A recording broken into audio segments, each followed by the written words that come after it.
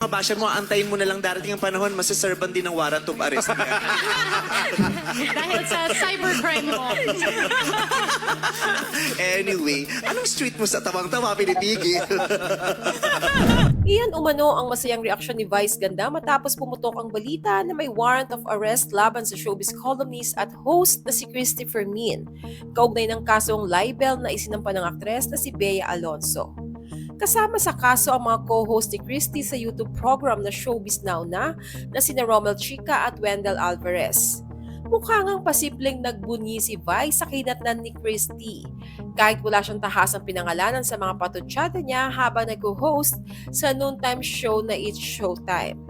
Pero matindi ang hinala ng netizens. Ang warrant of arrest ni Christopher Min ang pinapatamaan ni Vice sa segment na iyon. Matatanda ang ilang beses nang nagparinigan sa social media sina Vice at Christy. Sa isang lumang episode ng It's Showtime, tinukoy ni Vice ang isang contestant na ang pangalan ay Christy. Sabay sabing, "Kamusta ka, Christy? Ano pinagkakaabalahan mo, Christy, bukod sa paggawa ng mga kasinungalingan?" Christy!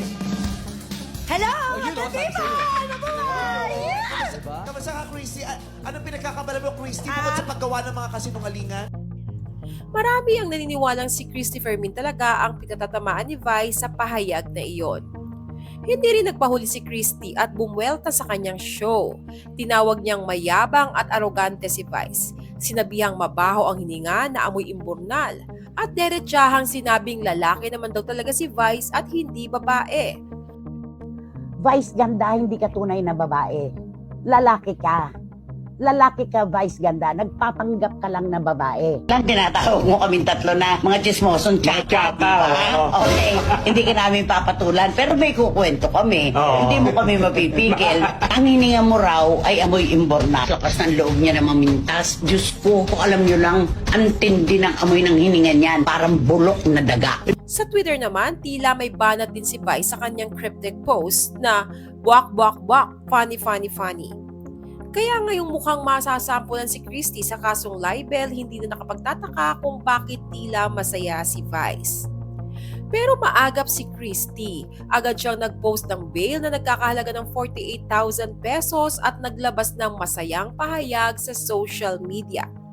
Habang pinapakita ang proof ng kanyang pagpiyansa, ito ang kanyang mensahe para sa mga taga-suporta. Bail. At ito po mga kapatid ang patotoo na kami po ay nakapagpiyansa na ni Wendell Alvarez at ang susunod ay si Romel Chica. Yan, wala na po kayong dapat ipag-alala. Ano naman kaya ang magiging reaksyon ni Vice Ganda sa balitang nakapagpiyansa na si Christopher Min? Share your thoughts below.